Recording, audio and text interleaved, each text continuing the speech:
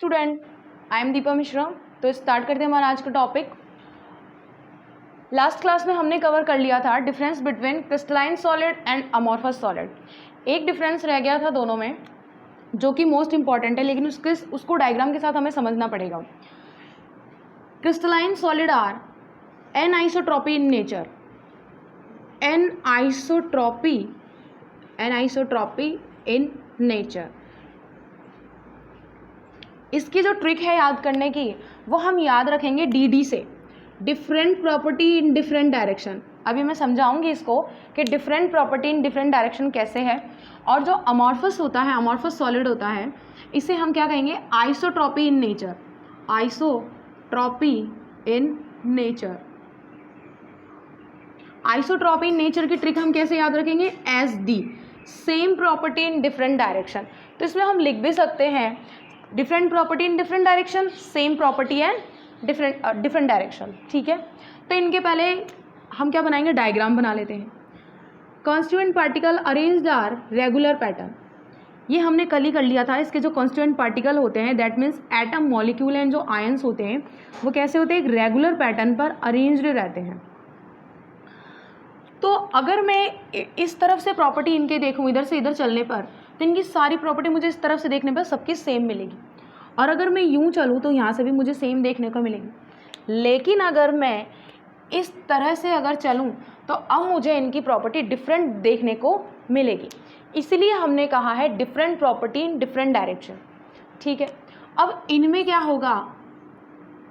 इनकी अरेंजमेंट कैसी होती है? इर्रेगुलर पैटर्न पे होती है। इर्रेगुलर पैटर्न यानी कि अगर मैं इधर से देखूं तो भी इनकी डिफरेंट प्रॉपर्टी ही मिल रही है, यानी कि एक जैसी मिलेगी।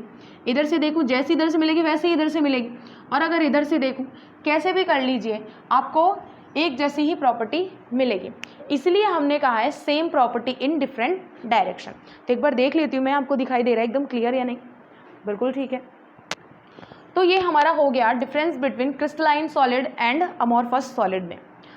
अब हम आगे चलते हैं। नेक्स्ट क्लासिफिकेशन था हमारा on the basis of present of bond. किस में? सॉलिड में। तो देखते चलते हैं आगे, चारों को डिस्कस करेंगे आज के वीडियो में।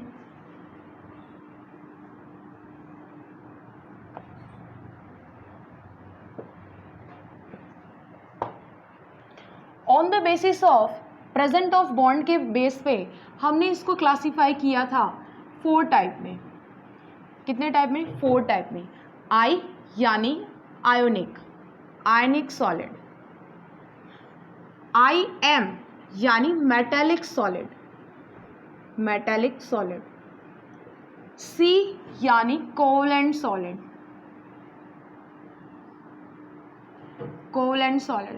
एम यानी मॉलिक्यूलर सॉलिड।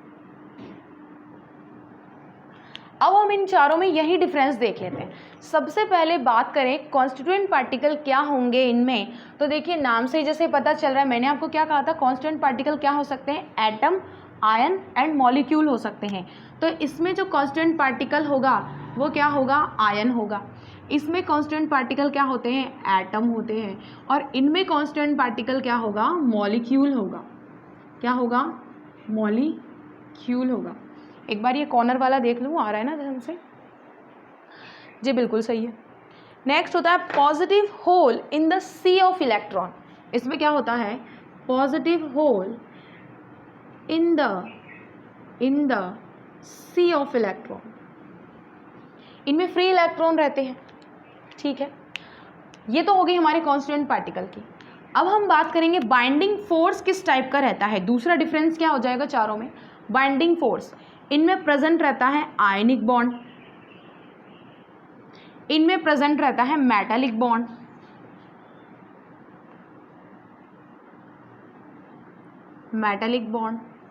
इनमें प्रेजेंट रहता है covalent bond,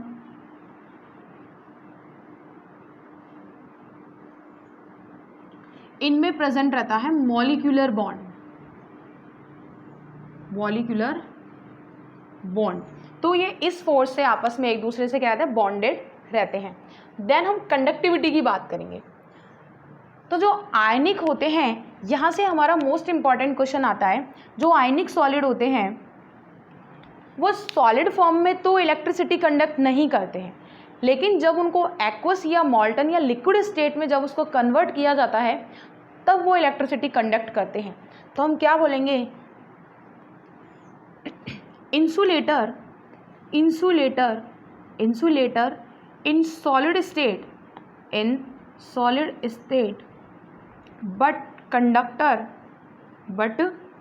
conductor in मॉल्टन state या आप लिक्विड स्टेट भी यूज़ कर सकते हैं, जो वर्डिंग है। मेटल में तो आता ही आता है करंट, तो हम क्या बोलेंगे, कंडक्टर होते हैं ये। कोवलेंट कंडक्टर होते भी हैं नहीं भी होते हैं, क्यों पहले बता दूं, मे बी कंडक्ट और may not be conduct electricity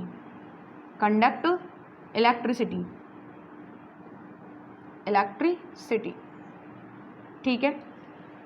molecular क्या होता है, इंसुलेटर होता है, इनमें जो होता है करंट फ्लो नहीं होता, इंसुलेटर होते हैं। अब इनकी बात जैसे हमने यहाँ पे समझ ली है कि जो सॉलिड होता है, सॉलिड फॉर्म में तो क्या होते हैं, इंसुलेटर होते हैं, यानी कि उनमें करंट नहीं आता है क्योंकि आयंस फ्री नहीं होते जो करंट को मूव कराने के लिए। लेकिन जब इसको मॉल्टन स्टेट या लिक्विड स्टेट में, जैसे नमक होता है हमारा, उसको हम एक्वस सॉल्यूशन डाल के इलेक्ट्रोड लगाते हैं, देन उसमें जो इलेक्ट्रिसिटी है वो फ्लो होती है। यहाँ पे हम बात करेंगे इसके जो एग्जांपल्स हैं, जैसे मान लीजिए यहाँ पे इसके एग्जांपल मैं यहाँ लिख देती हूँ। आयनिक सॉलिड के एग्जांपल क्या हो जाएंगे, NaCl, KCl एग्जांपल हो जाएगा।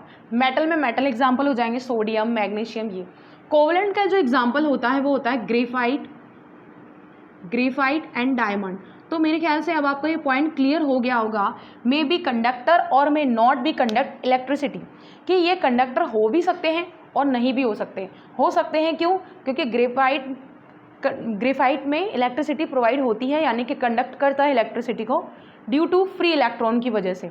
जबकि जो डायमंड होता है वो इलेक्ट्रिसिटी को फ्लो नहीं करता है क्योंकि इसमें कोई भी फ्री इलेक्ट्रॉन नहीं होता। मॉलिक्यूलर में क्या होता है, मॉलिक्यूल्स होते हैं, वो क्या होते हैं, सेटिस्फाइड होते हैं, इसलिए क्या होते हैं, इंसुलेटर होते हैं। तो हमने इन चारों के बीच में डिफरेंस कर लिया है। ये आपका पॉइंट खत्म होता है कौन सा, on the basis of present of bond के बेस पे। लास्ट क्लासिफिकेशन हमने किया था on the basis of various property, जिसमें 2 टाइप के थे, crystalline solid and amorphous solid. वहाँ से भी क्लियर हो गया था, यहाँ पर भी आपका ये पॉइंट क्लियर हो गया है। नेक्स्ट क्लास में हम कवर करेंगे space lattice, unit cell and lattice point. तो वो टॉपिक आपका मोस्ट इंपॉर्टेंट है, क्योंकि वहाँ से जब हम पैकिंग एफिशिएंसी की ओर बढ़ेंगे तो वो पॉइंट आपके डेरिवेशन में काम आएंगे। बार बार हम वर्ड काम में लेंगे, unit cell, crystal lattice, lattice point, तो वो आपका वहाँ पे आपको जो डेफिनेशन लिखवाऊंगी नेक्स्ट क्लास में, वो वहाँ पे आपके काम आएंगी। Okay, thank you.